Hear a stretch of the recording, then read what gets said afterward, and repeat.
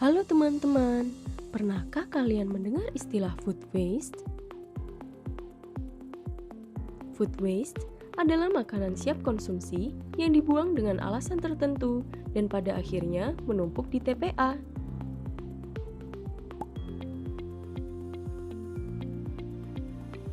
Food waste merupakan sebuah permasalahan yang dialami di hampir setiap negara. Salah satunya adalah Indonesia. Pada tahun 2018, The Economist Intelligence Unit mengungkapkan bahwa Indonesia merupakan salah satu negara penghasil sampah makanan terbesar kedua di dunia dengan jumlah 300 kg per kapita per tahun. Menurut data KLHK tahun 2021, komposisi sampah makanan nasional Indonesia mencapai 29% atau 46 juta ton. Dan jika dilihat kembali, jumlah tersebut lebih besar dibandingkan jenis sampah yang lainnya, seperti sampah plastik dengan persentase 15% atau setara dengan 24 juta ton.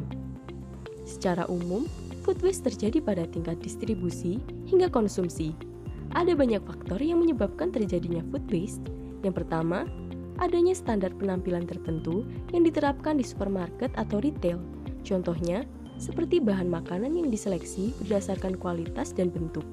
Pada akhirnya, produk yang cacat atau busuk tersebut tidak terjual dan dibuang. Pada tingkat konsumsi, kurangnya perencanaan dalam konsumsi atau berbelanja juga dapat menyebabkan food waste loh.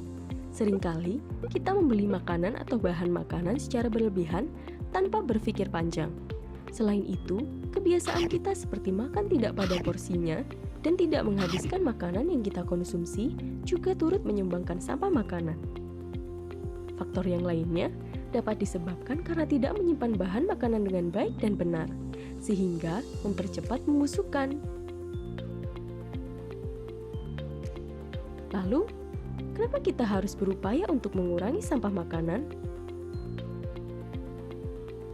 Jika tidak segera ditangani, food waste dapat berdampak pada 3 sektor, yaitu ekonomi, lingkungan, dan sosial.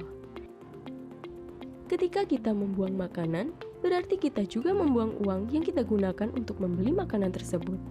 Selain itu, makanan yang selama ini kita buang akan menghasilkan gas metana yang 23 kali lebih besar dari karbon dioksida, di mana gas tersebut dapat menimbulkan emisi gas rumah kaca, yang ujungnya akan menimbulkan pemanasan global atau yang biasa kita sebut global warming.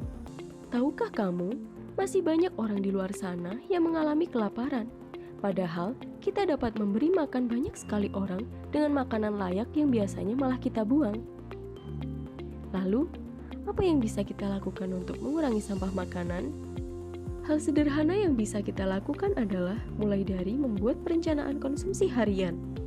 Belilah makanan sesuai dengan kebutuhanmu. Hindari membeli makanan secara berlebihan.